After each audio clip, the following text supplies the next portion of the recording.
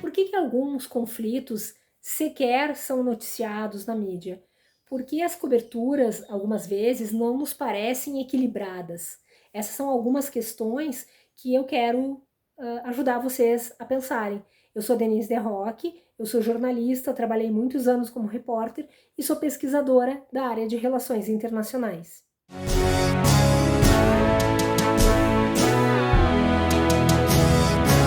Toda a cobertura internacional ela é muito cara. Imaginem o custo para manter um repórter por longos períodos no exterior, muitas vezes com os custos em dólar, em euro, e isso é ainda mais delicado em momentos de conflitos armados. Por quê? Porque a gente tem uma situação em que o repórter está exposto a muitos riscos e não tem como a gente economizar para garantir as condições mínimas dele tentar fazer este trabalho. Uma das alternativas é tentar ou mandar o repórter apenas por períodos menores, né, como um enviado especial para cobrir um fato específico, ou também contratar os serviços de uma agência de notícias.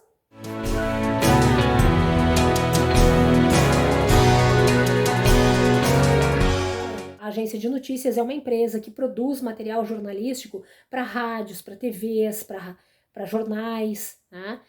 E a escolha do que está disponível para consulta, ela não é feita pelo veículo de comunicação que contrata o serviço, mas por essa agência.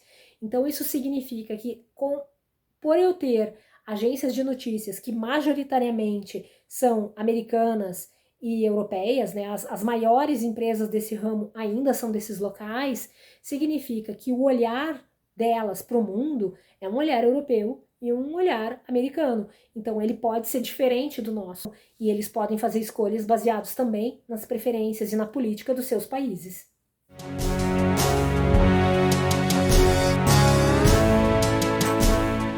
No jornalismo, a gente procura uma fonte que tenha credibilidade e autoridade para falar sobre determinados assuntos, né?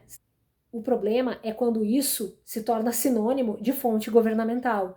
Se eu passo a tratar a fonte governamental como a fonte mais importante dos meus textos, das minhas reportagens de televisão, tá? E no cenário de guerra, isso é ainda mais delicado, porque eu preciso lembrar que quando eu tenho dois governos brigando, é possível que eles, em alguns momentos, passem a plantar informações que não são verídicas ou que são aumentadas, que têm um propósito ou de manter a sua população achando que eles estão ganhando, né, ou não mostrar fraqueza para o outro lado.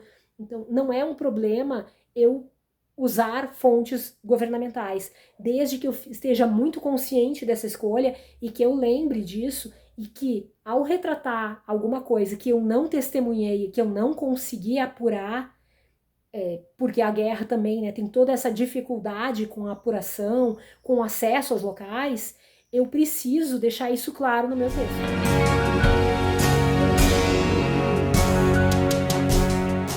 Na cobertura de guerra, outra situação que a gente tem é o embedded journalism, que significa a gente colocar o repórter, o jornalista, junto com uma tropa.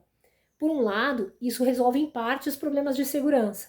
Por outro, significa que esse repórter vai ver aquilo que aquela tropa permite que ele veja. Vai andar apenas nas áreas que aquela tropa, que aquele está passando.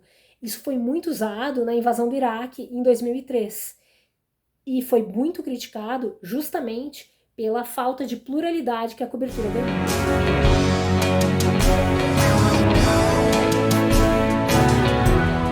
Por fim, a gente tem a questão da linha editorial, que todos os veículos têm. Então, a gente pode ter, isso envolve desde a escolha de quanto espaço é dado para o noticiário internacional, até questões de preferências ideológicas, que sim, elas existem. Eu e vocês também temos as nossas preferências. E quem está ali na posição de comando, olhando, pensando sobre o que entra e o que sai do noticiário, quem ouvir, tudo isso pode estar carregado por essas preferências.